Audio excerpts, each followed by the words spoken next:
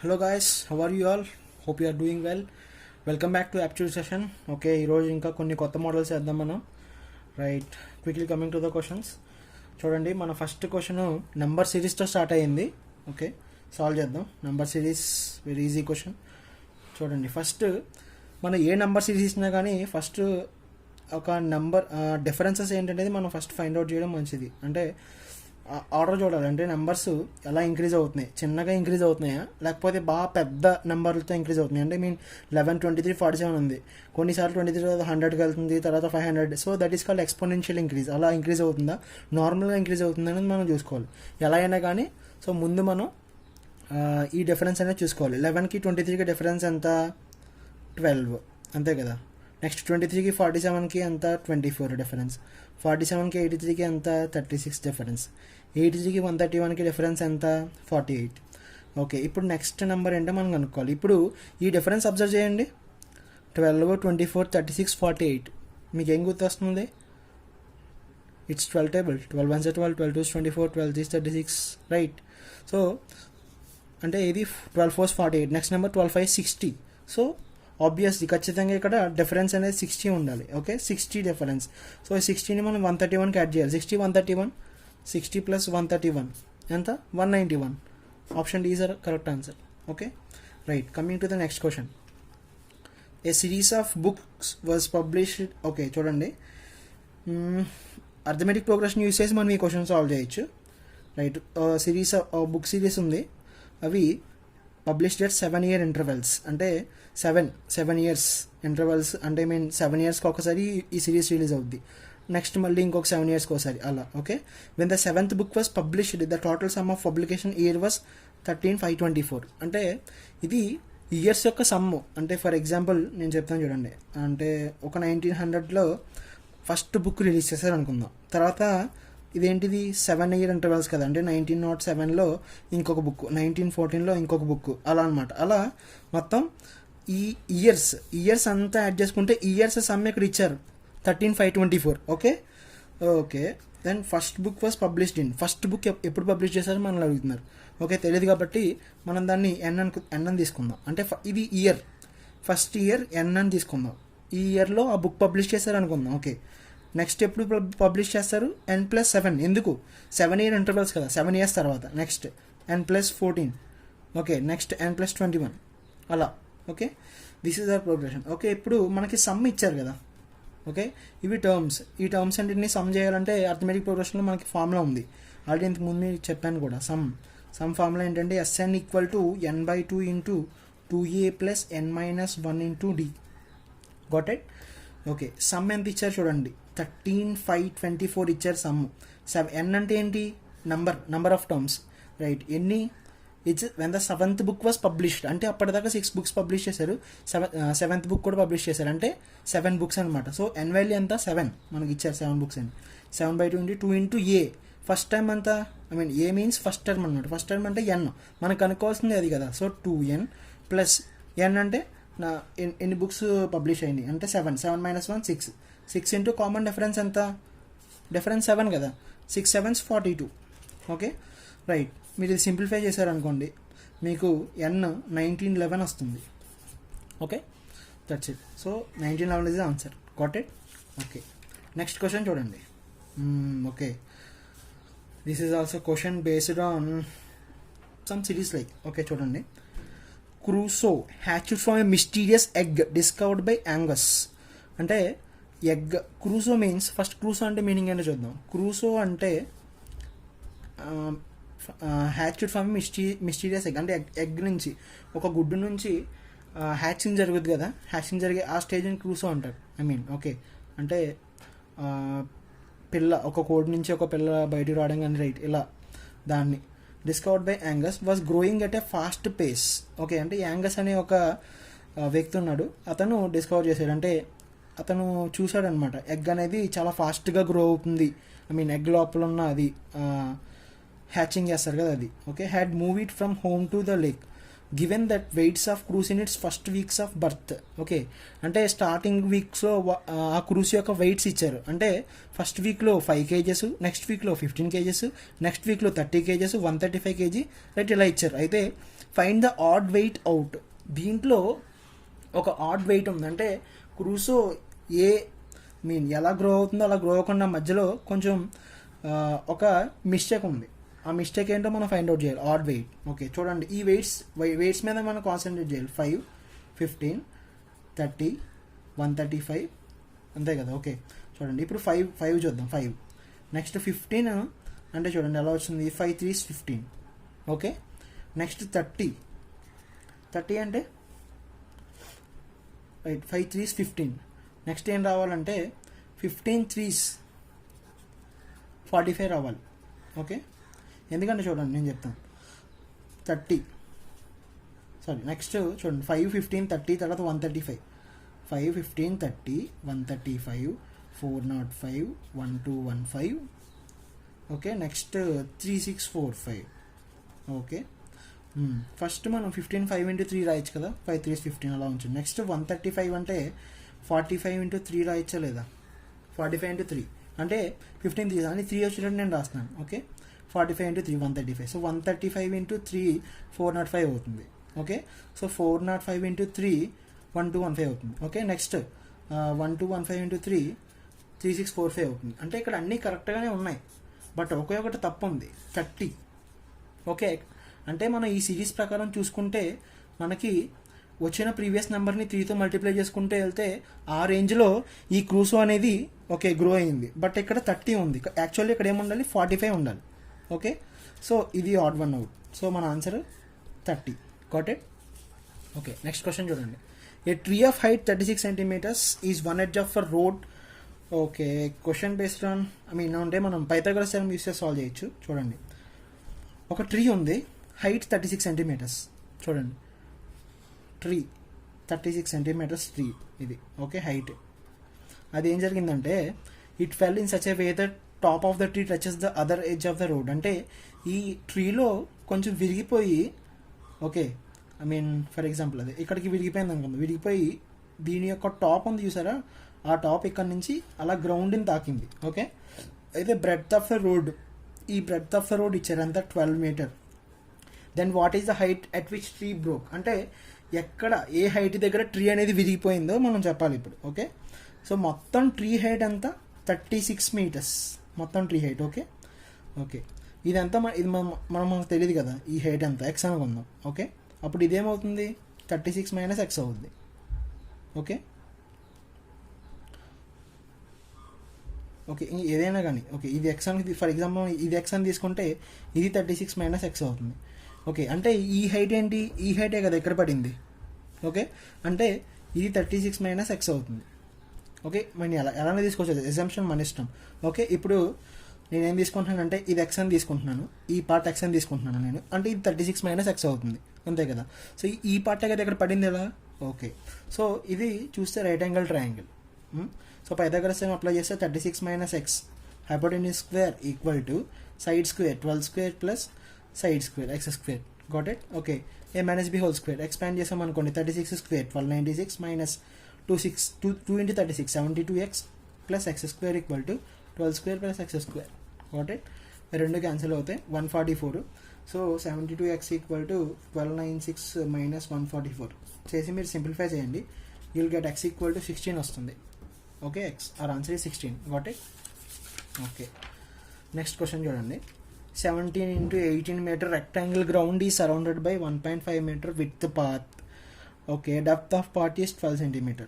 So ఇప్పుడు ఒక rectangular ground ఉంది, రెక్టాంగులర్ గ్రౌండ్ 17 into 8 అంటే దాని అర్థం ఏంటి, 17 meters ఏమో లెంత్, 8 meters ఏమో బ్రెడ్త్ అని అర్థం. అయితే surrounded by 1.5 meter width path అంటే దీని చుట్టూ ఇది 1.5 meter విడ్త్ పాత్ దీని చుట్టూ ఉంది. ఓకే, అర్థమైంది అనుకుంటున్నాను. ఓకే, 1.5 meter విడ్త్ పాత్ ఉంది. ఇప్పుడు ఈ పాత్ యొక్క డెప్త్ ఇచ్చారు ఎంత, 12 centimeters. ఓకే, అంటే దీన్ని తవ్వారు, ఈ పార్ట్ని తవ్వారు అనమాట రెక్టాంగిల్ చుట్టూ, ఆ గ్రౌండ్ చుట్టూ. అయితే gravel is filled, gravel fill చేశారంట దానిలో. అయితే ఎంత గ్రావెల్ క్వాంటిటీయో మనం ఫైండ్ అవుట్ చేయాలి. అంటే చూడండి మనం ఏం ఫైండ్ అవుట్ చేయాలంటే దీని యొక్క వాల్యూమ్ ఫైండ్ అవుట్ చేయాలి అంతే కదా. అప్పుడు ఎంత వాల్యూమ్ ఉందో అంత వాల్యూమ్ క్వాంటిటీ గ్రావెల్ అనేది వేసారని అర్థం. ఓకే సరే, ఫస్ట్ మనం ఈ రెక్టాంగిల్ యొక్క ఏరియా చూద్దాం. ఏరియా ఏంటి? 17 × 8. ఫస్ట్ అంటే ఇన్నర్ రెక్టాంగిల్ ఏరియా ఎంత?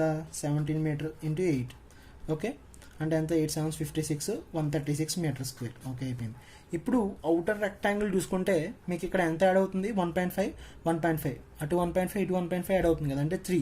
17 + 3 20. నెక్స్ట్ ఇది అవుటర్ రెక్టాంగిల్ అనుకుందాం. Outer rectangle area okay 20. Next దీనికి 8 + 3 11. 20 × 11 220 మీటర్ స్క్వేర్. ఓకే, ఇది outer rectangular area. Inner rectangular area మనకు కావాల్సింది మాత్రం ఓన్లీ ఇదే కదా, మనకు కావాల్సింది ఇది. ఇక్కడ వాల్యూమ్ కావాలి మనకు, అప్పుడు ఆ వాల్యూమ్లో ఎంత గ్రావెల్ వేసామనేది మనకు తెలుస్తుంది. ఓకే, సో ఈ ఏరియాలోంచి outer rectangular area minus inner rectangular area subtract చేస్తాం మనం.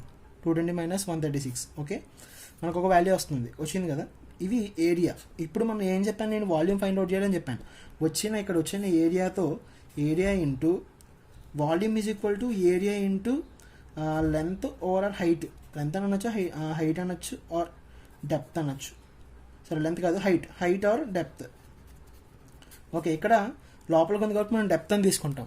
ఓకే, అంటే ఇక్కడ వచ్చిన ఏరియా ఇంటూ డెప్త్ ఎంత? 12 సెంటీమీటర్స్. కానీ మనకి చూడండి ఇక్కడ అన్ని మీటర్స్లో ఇచ్చారు కాబట్టి ఈ వచ్చిన ఏరియా ఇంటూ 12/100 చేయండి. సో సింప్లిఫై చేశారనుకోండి మీకు ఆన్సర్ 10.08 వస్తుంది. Got it? Okay, next question చూడండి. Sticks of same length are used to form a triangle as shown below. If 87 such sticks are used, then how many triangles can be formed? So చూడండి, ఇవన్నీ sticks అనమాట. ఈ స్టిక్స్ని use చేసి కొన్ని triangles form చేశారు. అయితే మొత్తం 87 స్టిక్స్ యూజ్ చేశారు. అయితే ఎన్ని ట్రయాంగిల్స్ ఫామ్ అవుతాయని అడుగుతున్నారు. సో జాగ్రత్తగా అబ్జర్వ్ చేయండి. 1 2 3 స్టిక్స్ అయితే ఒక ట్రయాంగిల్ ఫామ్ అయింది. ఓకే, ఇది ఫస్ట్ ట్రయాంగిల్. నెక్స్ట్ ట్రయాంగిల్ చూడండి, 2 స్టిక్స్ ఉంటే చాలు. Next triangle 2 sticks, next triangle 2 sticks. Got it? అర్థమైంది? అంటే ఫస్ట్ ట్రయాంగిల్కి మనకు కావాల్సింది 3 స్టిక్స్ కావాలి, అంతే కదా. అంటే 87లోంచి 3 తీసేయండి, అప్పుడు ఇంకెన్ని? 84 స్టిక్స్ ఉంటాయి. నెక్స్ట్ నుంచి ఏంటి? 2 స్టిక్స్ ఉంటే చాలు కదా, అంటే 84/2 అంటే 42. సో 42 ట్రయాంగిల్స్ వస్తాయి ఇక్కడ. కానీ మనం ఇక్కడ ఆల్రెడీ ఒక ట్రయాంగిల్ 3 స్టిక్స్, 42 + 1 43 ట్రయాంగిల్స్ వస్తాయి. Okay, so our answer is 43 triangles. లేదు ఇలా లేదు అనుకుంటే ఇలాంటి క్వశ్చన్స్ ఇచ్చినప్పుడు ఒక షార్ట్ కట్ ఉంది. ఏంటి అంటే 2n + 1 = k. ఇది షార్ట్ కట్ ఫార్ములా గుర్తుపెట్టుకోండి. n అంటే నెంబర్ ఆఫ్ ట్రయాంగిల్స్, k అంటే number of sticks. Okay, number of sticks అన్ని 87. 2n + 1, 2n = 86, n = 43. ఓకే, అంటే మనం ఎలా ఆలోచించుకున్నా డైరెక్ట్గా మనం చేయొచ్చు. Got it? Okay, coming to the next question చూడండి. ఇక్కడ 2 నెంబర్లు ఇచ్చారు మనకి. అయితే వెన్ డివైడెడ్ బై n, ఒక నెంబర్ ఉంది, ఆ నెంబర్ మనకు తెలియదు, ఆ నెంబర్తో డివైడ్ చేస్తే అది ఒక 2 డిజిట్ నెంబర్. మనకి రిమైండర్ ఎంత ఉంది? రిమైండర్ ఎంత అంటే 13 17 వచ్చాయి. అయితే find the sum of digits of n. ఆ 2 డిజిట్ నెంబర్ కదా, ఆ 2 డిజిట్ నెంబర్ యొక్క సమ్ ఎంతో మనం ఫైండ్ అవుట్ చేయాలి. సో ఫస్ట్ ఈ 2 నెంబర్ని డివైడ్ చేస్తే 2 రిమైండర్లు వచ్చినాయి. రిమైండర్లు సబ్ట్రాక్ట్ చేస్తాం. 2 7 2 7 3 8. దీనికి రిమైండర్ 13 వచ్చింది. 2 3 2 3 4 2. దీనికి రిమైండర్ 17 వచ్చింది. సబ్ట్రాక్ట్ చేసాం అనుకో మనం 25. 2 7 2 7. ఇక్కడ కూడా 2 5. Okay, next 2 3 2 3. ఇదంతా 42. ఓకే చూడండి, సో మనకి 2 నెంబర్స్ వచ్చినాయి. అంటే ఆ 2 డిజిట్ నెంబరు ఎగ్జాక్ట్లీ డివిజిబుల్ అవుతుంది కదా. రిమైండర్ మనం సబ్ట్రాక్ట్ చేస్తాం కదా, అంటే ఇవి ఎగ్జాక్ట్లీ డివిజిబుల్ అవుతాయి. సో ఈ 2 నెంబర్ని ఒకే నెంబర్ కామన్గా డివైడ్ చేస్తుంది. అది ఏంటో మనం తెలుసుకోవాలంటే రెండింటికి హెచ్సిఎఫ్ చేయాలి. ఓకే, సో రెండింటికి హెచ్సిఎఫ్ చేస్తే వచ్చే కామన్ నెంబర్ 25. ఎందుకంటే మీరు ఇంకో విధంగా కూడా ఆలోచించవచ్చు. ఇక్కడ లాస్ట్లో 25 ఉందంటే అది కామన్గా ఖచ్చితంగా 25తో డివైడ్ అవుతుంది. It's a damn sure. Okay, so our number is 25. దీని యొక్క సమ్ ఆఫ్ డిజిట్స్ చేయాలంటే 25లో 2 + 5 ఎంత? 7. So that's our answer. Option A correct. Okay, next question చూడండి. In a class there are 60% of girls which 25% poor. ఒక class ఉంది, క్లాస్లో girls 60% ఉన్నారు. ఆ 60% క్లాస్లో 25% పూర్. అయితే ఇప్పుడు ఒక పూర్ గర్ల్ని మనం సెలెక్ట్ చేయాలి లీడర్గా, ప్రాబిలిటీ ఎంత అడిగారు. సో ఇక్కడ మనకి ఎంతమంది ఉన్నారు అనేది ఇవ్వలేదు కాబట్టి letters take it as 100 students అని తీసుకుందాం క్లాస్కి. 100 స్టూడెంట్స్లో 60% గర్ల్స్ అంటే ఎంతమంది గర్ల్స్ ఉన్నట్టు? 60 గర్ల్స్ ఉన్నట్టు. ఓకే, ఈ 60 గర్ల్స్లో 25% పూర్ అన్నారు. 60లో 25% అంటే క్వార్టర్. నేను చెప్పాను ఇంతకు ముందే, అంటే 25% ఫైండ్ అవుట్ చేయాలంటే ఆ నెంబర్ని 4 ముక్కలు చేయాలి. 64 ముక్కలు చేస్తే ఒక ముక్క 15, 4 15 60 కదా. So 15. So 15 girls are poor.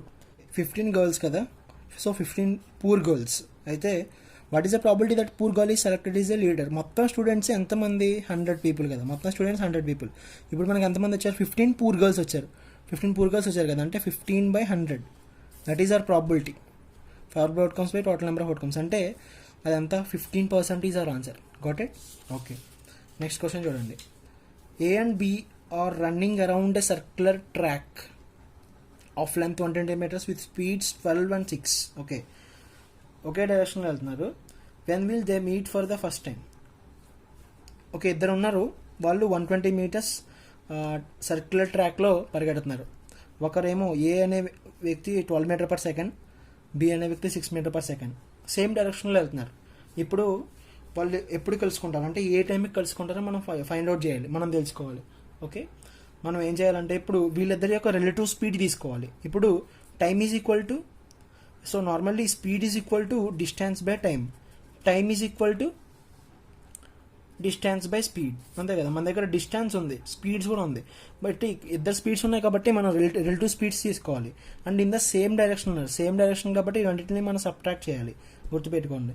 So time ఏ టైంకి కలుసుకుంటారు అంటే 120 meters, ఇది డిస్టెన్స్ బై స్పీడ్ 12 minus 6 అంటే 120/6 అంటే 20 seconds. సో వాళ్ళు 20 seconds తర్వాత వాళ్ళు మీట్ అవుతారు. That's our answer. Okay, next question చూడండి. A completes work in 20 days, okay, B in 60 days, C in 45 days. Okay, all 3 persons working together on a project get a profit of 26,000. So అందరికీ కలిపి ఇది వచ్చిన profit ఇది. అయితే B యొక్క profit ఎంతో మనం ఫైండ్ అవుట్ చేయాలి. సో వీళ్ళ యొక్క వర్క్స్ యొక్క రేషియోస్ తీసుకోవచ్చు. ఇప్పుడు ఏ ఒక వర్క్ని 20 daysలో చేశారు, 20 daysలో వర్కింగ్ చేశారు అంటే 1 dayకి ఏ చేసిన వర్క్ అంతా 1/20. ఓకే, సో వీళ్ళ యొక్క వర్క్ల యొక్క రేషియో తీసుకుందాం. అంటే A:B:C equal to 1/20 1/60 1/45. Okay, so మీరు 20కి 60కి 45కి కనుక ఎల్సిఎం తీసుకుంటే మీకు ఎల్సిఎం 180 వస్తుంది. ఓకే, ఆ 180ని మీరు మల్టిప్లై చేయాలి మొత్తాన్ని. అంటే 180/20 అంటే 6, 180/60 అంటే 3, 180/20 అంటే 2 9s 18 కదా. సో ఇక్కడ 90 అంటే 9. నెక్స్ట్ 180/45 అంటే ఇక్కడ 4. ఓకే, సో ఇవి వీళ్ళ వర్క్స్ యొక్క రేషియోస్. ఓకే, ఇప్పుడు మనం వీళ్ళు మొత్తం ప్రాఫిట్ వచ్చింది, మనం ఎవరి ప్రాఫిట్ కనుక్కోవాలి? బి యొక్క ప్రాఫిట్ కనుక్కోవాలి. దీంట్లో బి ఎవరు? 3. సో ఇది 3 బి యొక్క పార్ట్ అంటే 3/9 + 3 12, 12 + 4 16 మొత్తం ఇది ఇంటూ వాళ్ళకు వచ్చిన ప్రాఫిట్ 26,000. ఓకే, 26,000 సాల్వ్ చేయండి, will get answer profit. Okay, that's it. Thank you, bye.